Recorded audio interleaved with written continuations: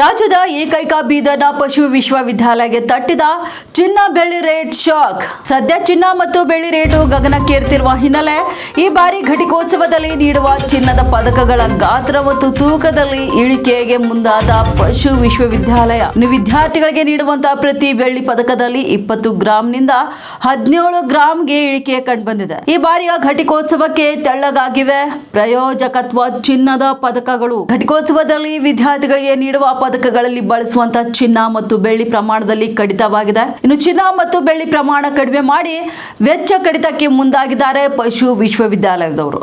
ಚಿನ್ನ ಬೆಳ್ಳಿ ಪದಕಗಳ ಗಾತ್ರ ಮತ್ತು ತೂಕದಲ್ಲಿ ಇಳಿಕೆ ಮಾಡಿ ಚಿನ್ನದ ರೇಟ್ ಶಾಕ್ನಿಂದ ಬಚಾವಾಗಲು ವಿಶ್ವವಿದ್ಯಾಲಯ ನಿರ್ಧಾರ ಮಾಡಿದೆ. ಈ ಬಾರಿ ಮಾತ್ರ ಪ್ರಾಯೋಜಕತ್ವದ ಪದಕಗಳಲ್ಲಿ ಗಾತ್ರ ಮತ್ತು ತೂಕ ಕಡಿಮೆ ಇರಲಿದೆ ಎಂದು ತಿಳಿದು ಬಂದಿದೆ. ಮುಂದಿನ ಘಟಿಕೋತ್ಸವದಲ್ಲಿ ಎಂದಿನಂತೆ ಗಾತ್ರ ಮತ್ತು ತೂಕ ಇರಲಿದೆ ಎಂದು ಹೇಳಿದ್ದಾರೆ. ಇನ್ನು ಈ ಬಾರಿ ದಿಢೀರ್ನ ಚಿನ್ನ ಮತ್ತು ಬೆಳ್ಳಿ ದರ ಜಾಸ್ತಿ ಆಗಿರುವ ಕಾರಣ ಈ ನಿರ್ಧಾರ ಕೈಗೊಳ್ಳಲಾಗಿದೆ ಎಂದು ಕಂಡು ಬಂದಿದೆ. ಇನ್ನು ಪಶು ವಿಶ್ವವಿದ್ಯಾಲಯ ಕುಲಪತಿ ಪ್ರೊಫೆಸರ್ ಕೆ.ಸಿ. ವೀರಣ್ಣ ಇದರ ಬಗ್ಗೆ ಮಾಹಿತಿಯೊಂದನ್ನು ನೀಡಿದ್ದಾರೆ. ಇನ್ನು ಇಂದು ಬೀದರ್ನ ಪಶು ವಿಶ್ವವಿದ್ಯಾಲಯದಲ್ಲಿ ನಡೆಯುತ್ತಿರುವಂತಹ 15ನೇ ಘಟಿಕೋತ್ಸವದಲ್ಲಿ ರಾಜ್ಯಪಾಲರಾದ ಥಾವರ್ ಚಂದ್ ಗೆಹ್ಲೋಟ್ ಕೂಡ ಭಾಗಿಯಾಗಲಿದ್ದಾರೆ. ಜೊತೆಗೆ ಪಶು ಸಂಗೋಪನಾ ಸಚಿವ ಕೆ. ವೆಂಕಟೇಶ್ವರ್ ಕೂಡ ಭಾಗಿಯಾಗಲಿದ್ದಾರೆ ಎಂದು ತಿಳಿದು ಬಂದಿದೆ. ಒಟ್ಟು 17 ಪಶು ವಿಶ್ವವಿದ್ಯಾಲಯ ವಿದ್ಯಾರ್ಥಿಗಳಿಗೆ 49 ಚಿನ್ನದ ಪದಕಗಳ ಪ್ರದಾನ ನೀಡಲಿದ್ದಾರೆ ರಾಜ್ಯಪಾಲರು.